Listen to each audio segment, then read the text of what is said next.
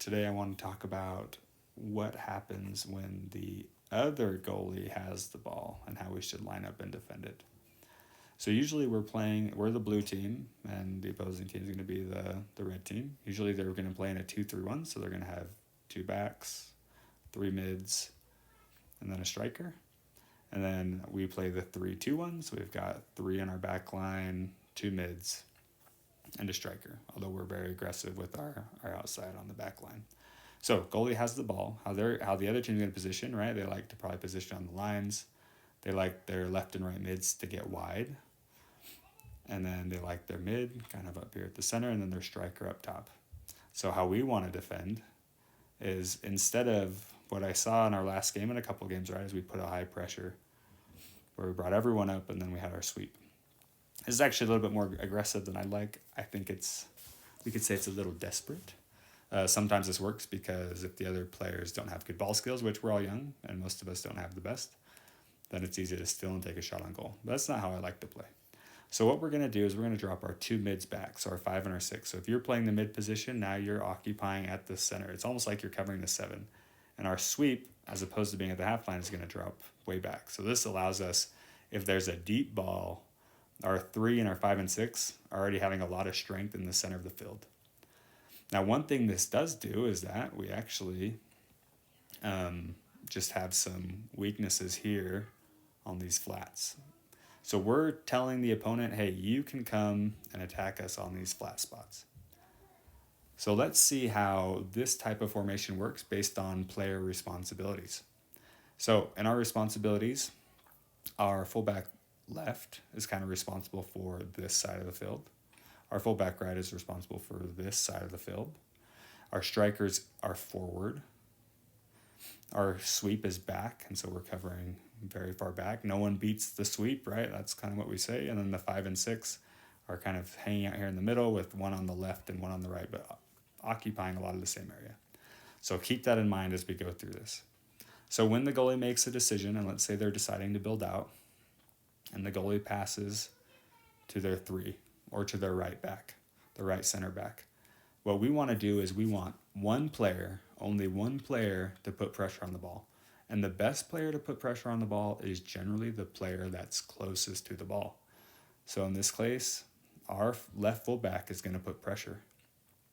Now look, if the fullback goes and everyone stands still, look who's open. The 3 can make a wide open pass to the 6, or he could go back to the 5, or even back to the goalie. We haven't seen a lot of goalie back passes yet, but maybe that's coming as the season progresses. So the 2's moving, but everyone else starts to shift as well. So the 7 starts to cover their 5 player, that center mid. So again, the 7's not getting right up on him, because then that exposes space behind for the other player to run up into. But we're staying a little behind. So we're covering in a spot where if this pass comes here, the 7 can hopefully come and try and intercept it, or at least immediately start to put good shadow pressure right on that center. The 4 is coming down, almost covering this 2 as it starts to shift over, and this 4 as it starts to shift over. So he's starting to cover 2 people.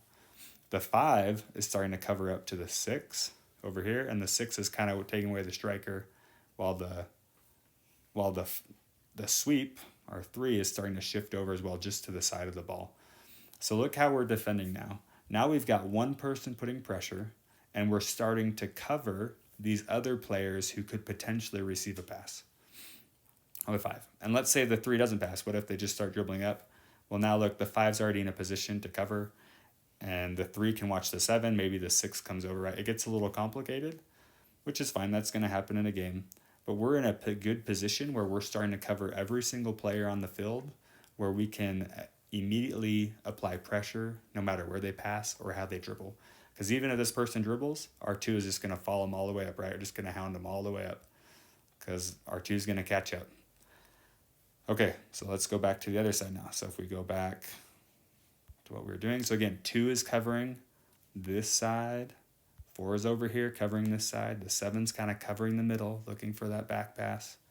Then our 5 and 6 are in the mids, and our sweep is a deep drop. So if the 1 passes out to the 2, what do you think should happen? Okay, 4 is putting pressure. 7's starting to cover. 2 is covering down as they start shifting over. The 5 comes to the center. 6 is covering over while they're looking for that side pass up the side, and our 3 is shifting. So everyone's shifting. Again, everyone has a responsibility. Not everyone's going for the ball. We only need one person going for the ball, but every other player is starting to cover someone on the field.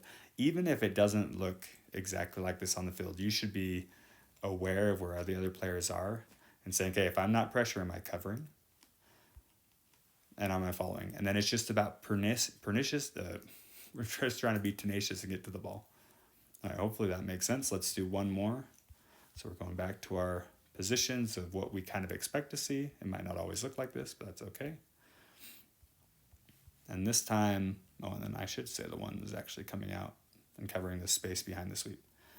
Okay, so 1, let's say, passes to the middle. Who puts the pressure? The 7 pressures.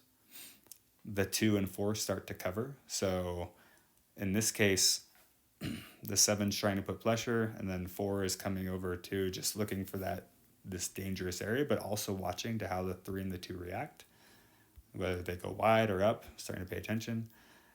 And then this 4 and 6 will come, and so we're just starting to cover down. And then this leaves again the 7, so maybe it's a big pass. But again, we're putting ourselves in a position where we're covering all the players. So that's what we need to work on. 1 person pressures, our 3 mids, or 2 mids, and then our sweep work from the center so that if there's a pass out, we can immediately put pressure with those players. And that way we're applying a little pressure, but also we're applying a lot of good defensive coverage so that we're never getting beat and getting someone beat. Because what happens is if this guy comes up, we get a lot of pressure and this guy gets out wide. And now the 6 is running, the 7, and now our sweep's alone and everyone else is chasing, right? And sometimes it's just one player chasing, trying to get to it, and that just puts us in a bad position. So 1 person pressure, everyone else covers. All right, thanks, guys.